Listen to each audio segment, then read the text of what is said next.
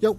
So this is my January manga haul. It's around 18 volumes, I think it is, plus one box, which I still need to open. I can't remember how many volumes are in it. But first, I want to start off with some of the new series that I've picked up. The first is My Secret Affection. This is a Shojo romance series. It's kind of generic, to be honest. Main girl falls in love with her childhood friend, doesn't really know how to react around him, wasn't too sure if it should actually happen, and you don't really know if the male also likes her back. However, the twist for this one is a meteor hit the planet and everyone is now, for some reason, homosexual, except from the main character. So in their world, it's kind of like a forbidden love.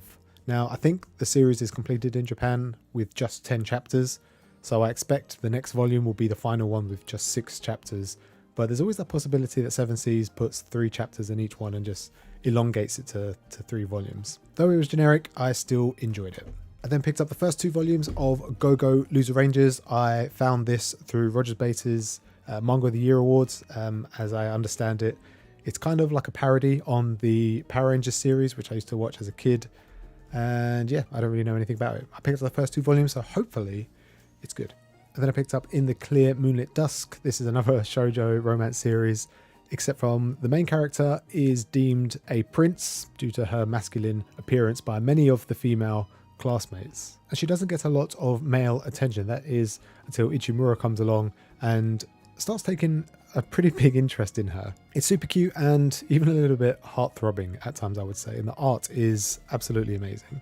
And then next I picked up Under Ninja. This is by the same mangaka who did I'm a Hero, I think. This is actually my 4th recommendation that I've taken from Zach from Uchu Shelf. He hasn't steered me wrong so far, so I'm looking forward to starting this one. And then the last new series that I picked up was Welcome to the Ballroom. I actually gifted this to Born Hitman 47 and he said I should also pick it up and then we could read it together. And before I managed to get my copy, he then read the whole series. You ended up reading all of Welcome to the Ballroom? So what, you bought the 1 volume and then you just bought the rest? So now I have no incentive to read it. He's upset me very, very much. I'm joking. What am I? And now moving on to some continued series. I have volume 2 of At the Beginning. There was a lot of well choreographed action sequences in this one. The 2 engineers that are developing the AI in the robots are striving to better understand themselves and their craft. There's a little bit of mystery starting to develop. I'm not really familiar with the Astro Boy universe, so I don't know if any of these characters are in like the future, because I think this is a prequel, but I'm enjoying what I'm reading so far and the art's just amazing. And then I picked up volume 4 and 5 of My Love Mix-Up. I am very much looking forward to more comical facial expressions from Aoki.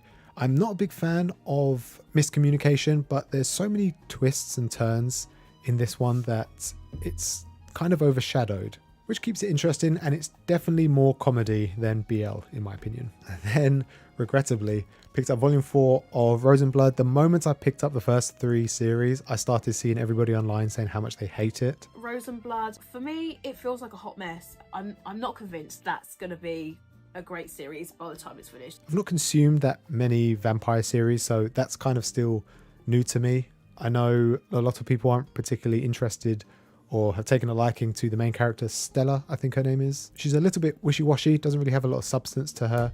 Hopefully in the next 2 volumes, I think it concludes in 5, maybe she'll redeem herself, but it sounds like people have already read ahead and they weren't really a fan anyway. But I will continue. I then picked up volume 18 of One Punch Man. This was just missing from my collection for over a year now. I thought I had collected it, clearly not. I have no incentive to go and read it now. I always feel annoyed when I've already read the series online, or in this instance through the Shonen Jump app. But now it's just gonna go straight from shop to my shelf and never be read. But then I guess that's just the dichotomy of being a manga collector, really. I then have 3 volumes of A Sign of Affection.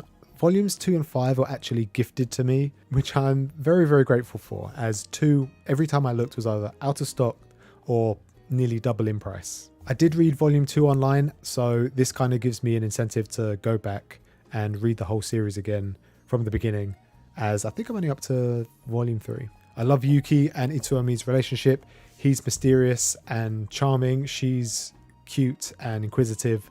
And yeah, I just love the communication that they have with each other, despite Yuki being deaf. And I've mentioned before, just the way that they handled Yuki being deaf in the dialogue is artistically impressive. And then lastly, I have volumes 2 and 5 of Dorohedoro and also 7 and 8 of Hell's Paradise.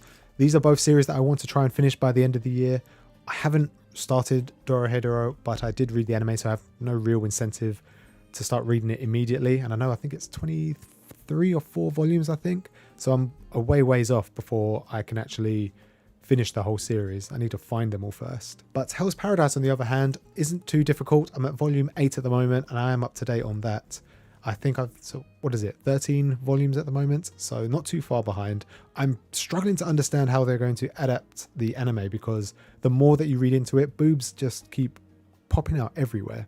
But both Hell's Paradise and Dorohedoro are very bloody, very action-packed, and, well, Dorohedoro, from what I remember from the anime, was pretty action-packed. Hell's Paradise definitely is ramping up. It feels like it's coming towards the end. There's not many enemies to fight left. And I just hope the cast that are currently in all make it, bar one that I'm not really too fond of. There's not really spoilers because it's kind of insinuated that loads of people are going to be dying anyway, but I just hope nobody else dies. I don't like when people die. Well, that was 18 volumes that I've purchased over the month of January, and now I have one unboxing. Now, I've actually had this in my room for a good couple of weeks now. I'm amazed that I've been able to keep the restraint under control and not completely rip it open before recording. I probably shouldn't open it like this. Right, I do remember what was in here, but I just can't remember how many volumes I ordered. Oh, they're super bubble wrapped. So much bubble wrap. And we have 6 volumes of Queen's Quality. Volumes 12, 11, 10, 8, 6 and 5, which I think leaves me with just 2 and 7 to collect now. So 6 volumes plus the 18 already has, it's 24. Not too bad for one manga haul month. Let me know what you picked up in January or what you're planning to pick up in February, because I probably won't do another manga haul for quite some time. So I need some ideas on what to pick up next. Well, that was pretty much it for this video. I hope you guys enjoyed, and I will see you next time.